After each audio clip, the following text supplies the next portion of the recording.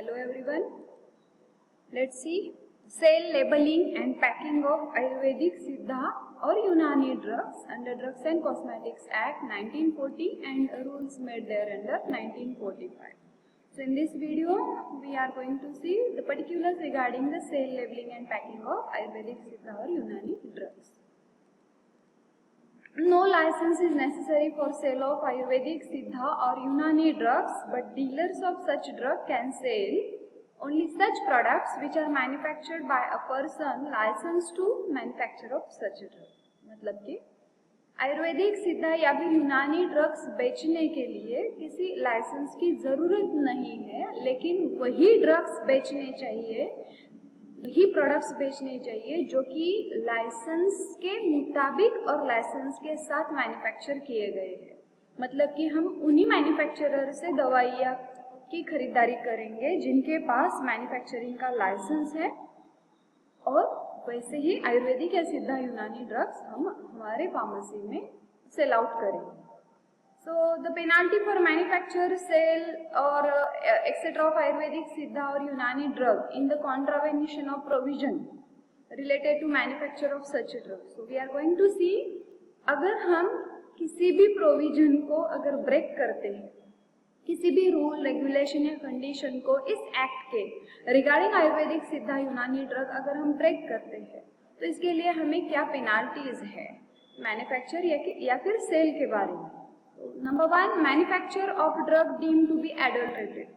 अगर कोई भी व्यक्ति या कोई भी इंसान ऐसे ड्रग आयुर्वेदिक या सिद्धा यूनानी ड्रग मैन्युफैक्चर कर रहे हैं जो कि एडल्ट्रेटेड है, या फिर manufacture of drug without valid licence, manufacturing के लिए लाइसेंस तो बनता है, ये तो मस्ट है। सेल आउट के लिए ये लाइसेंस जरूरी नहीं है, लेकिन जो हम आयुर्वेदिक, सिद्धा, यूनानी ड्रग सेल आउट कर रहे हैं वो मैन्युफैक्चर किए गए होने चाहिए अकॉर्डिंग टू लाइसेंस और विथ लाइसेंस।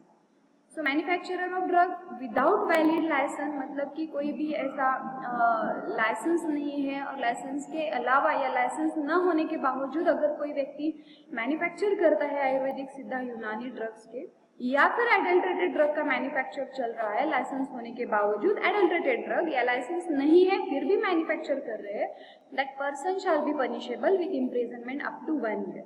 तो उसे 1 साल की जेल हो सकती है, या फिर fine not less then 2000 rupees, या फिर उसे जुर्माना कितना भरना पड़ना होता है 2000 रुपया, या फिर दोनों भी फाइन हो सकता है। नेक्स्ट है दूसरा क्या है, कॉन्ट्रावेंशन या फिर offence. Manufacture of any Ayurvedic, Siddha और Unani drug deemed to be spurious. अगर कोई मैन्युफैक्चरर स्पूरियस ड्रग मैन्युफैक्चर कर रहा है आयुर्वेदिक, सिद्धा और यूनानी कैटेगरी का, he is punishable with imprisonment not less than 1 year which may extend up to 3 years। तो उसके लिए जेल कितनी हो सकती है, 1 साल की जेल हो सकती है, ये 3 साल तक एक्सटेंड भी हो सकती है कि कितना बड़ा ऑफेंस किया गया है, जुर्म कितना बड़ा है, उसके इफेक्ट्स या एडवर्स इफेक्ट्स या किस सोसाइटी को, कितने लोगों को ये सफर हो रहा है, उसके अनुसार ये जेल या सजा तय की जाती है।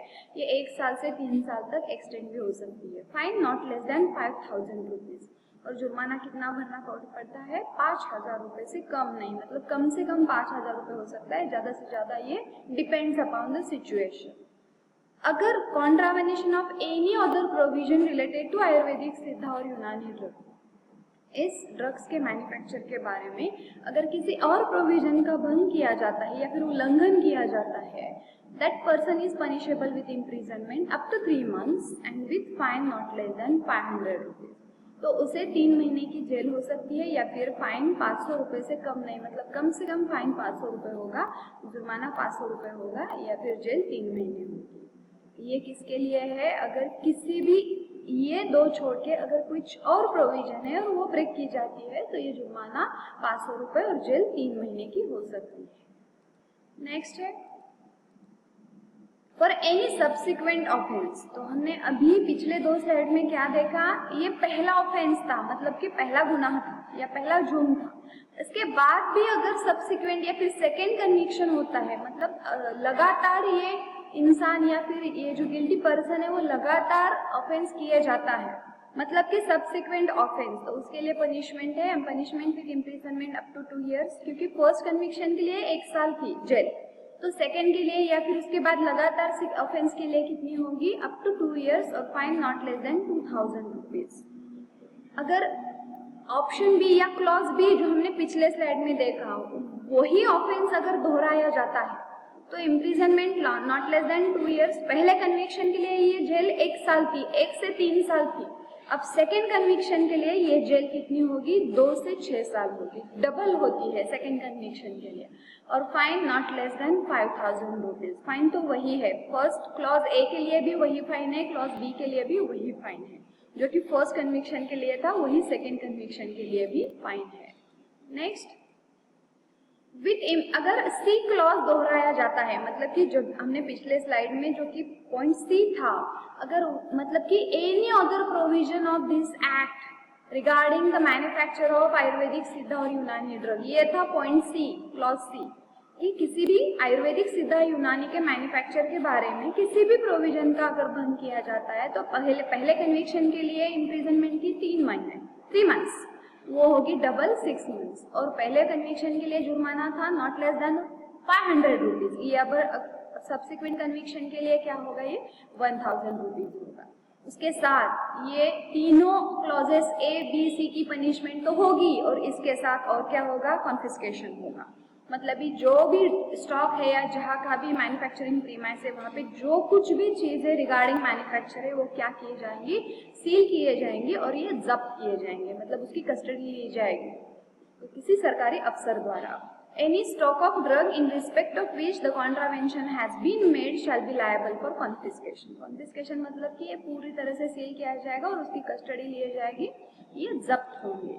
That was about the safe offenses and penalty. Now we will see the labeling and packaging of Ayurvedic सिद्धा यूनानी ड्रग। तो ये कैसे लेबल किया जाता है, तो लेबल पे list of all ingredients together with their quantity, जो भी इंग्रेडिएंट है उनकी quantity, references to method of preparation, किस ऑफिशियल बुक्स के अनुसार ये बनाई गई है उसका रेफरेंस, जैसे कि हम एलोपैथिक ड्रग में आईपी बीपी यूएसपी लिखते हैं वैसे रेफरेंस लिखना होता है। as detailed in the standard text shall be displayed on the label of container or package. If list is too large, अगर ingredients बहुत सारे हैं, हमें पता है आयुर्वेदिक सिद्धा यूनानी ड्रग्स का अगर हम मेडिसिन देखें, अगर दवाई की शीशी देखें तो उसपे बहुत सारे इंग्रेडिएंट होते हैं, तो ऐसी बात है तो it should be printed separately and enclosed with the packing and reference to be made with this effect on the label. So क्या करेंगे हम, शीशी पे नहीं रखेंगे, लेबल पे नहीं लिखेंगे, हम सेपरेटली ये प्रिंट करेंगे इंग्रेडिएंट्स के लिए उसकी क्वांटिटी, और ये पैकिंग हम एनक्लोज करेंगे along with the drug container के साथ पैकिंग में ये हम क्या करेंगे, सेपरेट प्रिंट आउट उसमें डालेंगे ताकि ये पता चले। Next is manner of labelling में हम देखेंगे if medicine is for internal use, अगर ये ओरली लिया जाता है ये आयुर्वेदिक सिद्धा यूनानी drug and contain substance from schedule E1, अगर E1 का शेड्यूल का अगर कोई ड्रग है आयुर्वेदिक सिद्धा यूनानी में तो रहता है कोई पॉइजनस सब्सटेंस, तो दवा करके यूज किया जाता है। To be conspicuously labelled with the word, मतलब कि ये बोल्ड लेटर में ये दिखने वाले इतने प्रिंटेड क्या होने चाहिए, इतने बोल्ड होने चाहिए, इतने डार्क होने चाहिए कि ये झट से या तुरंत ये दिखाई देने चाहिए। ऐसे लेटर में हमें कॉशन लिखनी है, क्या प्रिकॉशन लिखनी है, to be taken under medical supervision both in English and Hindi. तो हमारी ये इंटरनेशनल लैंग्वेज इंग्लिश है और हमारी नेशनल लैंग्वेज हिंदी है, तो दोनों लैंग्वेजेस में ये हम लेबल पे लिखेंगे to be taken under medical supervision, अगर ये ओरल है और इसमें शेड्यूल E1 के ड्रग्स है तो। Next, following particular shall be written और printed in the indelible ink. Indelible ink मतलब कि ये नहीं जाती है, अगर उस पर पानी या फिर कोई भी लिक्विड पड़े या कहाँ पे भी अगर हम कंटेनर ले जाते हैं और उस पर कुछ भी पड़ता है तो ये इंक नहीं जाती, मतलब इरेज नहीं होती है, that is indelible ink. And appear in the conspicuous manner, conspicuous manner मतलब कि झट से दिखना चाहिए, इतना क्लियर कट और इतना डार्क और डिस्टिंग्विश्ड होना चाहिए। तो क्या लिखना है, on the label of inner most container and other covering, मतलब के कंटेनर उसके बाद का जो कार्टन कवर या पैकेजिंग आता है उस पर हमें क्या लिखना है, नेम ऑफ ड्रग, ड्रग का name as mentioned in the authoritative book included in the first schedule, क्योंकि फर्स्ट शेड्यूल किसके लिए है, आयुर्वेदिक सिद्धा यूनानी के लिए, first schedule to the act. Net content लिखने हैं हमें, ड्रग कितनी क्वांटिटी में है in terms of weight, measure number, whatever, कितने नंबर है या कितने मिलीग्राम, ग्राम, ml है, मेजर जो भी है हम लिखेंगे। Name and address of the manufacturer, manufacturer का हम नाम लिखेंगे, उसका पता होना चाहिए अगर आगे कुछ इंक्वायरी हो तो। Licence number under which manufacturing is carried out, licence number लिखना है हमें क्योंकि वही तो वैलिडिटी है कि ये ऑथोराइज्ड प्रोडक्शन है। तो वर्ड्स क्या लिखेंगे हम, मैन्युफैक्चरिंग लाइसेंस नंबर और MFG LIC नंबर और M.L. ये एब्रीविएशंस है। डिस्टिंक्टिव बैच नंबर लिखेंगे हम, प्रोसीडेड बाय वर्ड्स को बैच नंबर लिखेंगे, उससे पहले प्रोसीडेड बाय वर्ड्स मतलब कि इससे पहले हम क्या लिखेंगे, बैच नंबर और बैच और लॉट नंबर और लॉट। ये डिस्टिंग्विशिंग प्रीफिक्स होने चाहिए, ये झट से दिखने चाहिए। डेट ऑफ मैन्युफैक्चर, किस डेट पे ये मैन्युफैक्चर किया है, कौन सी तारीख को ये प्रोडक्शन लिया है, means the date of completion of final product. और लास्ट डेट जो होती है ना कि ये बैच पूरी हुई, तो वो डेट हम लिखेंगे on the label, date of bottling और packing for issue. Next is the words Ayurvedic medicine और सिद्ध मेडिसिन और यूनानी मेडिसिन एज द केस, जो भी मेडिसिन है उसके हिसाब से हम वो लेबल लिखेंगे। The words for external use only if the medicine is for external application, अगर एक्सटर्नल एप्लीकेशन के लिए मेडिसिन है तो हम लिखेंगे for external use only.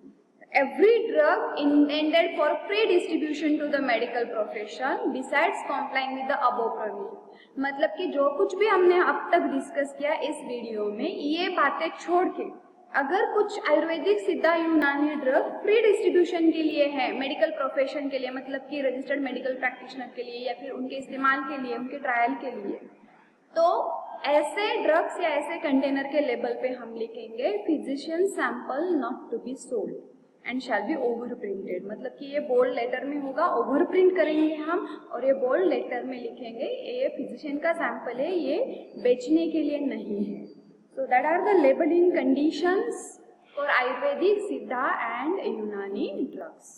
Thank you for watching this video. अगले वीडियो में हम देखेंगे the same thing, that is the sale and I labelling packing of homeopathic medicine. तो देखते रहिए drug and cosmetic act 1940 and rules made thereunder के सभी video you can see in the playlist also. Thank you so much for watching this video.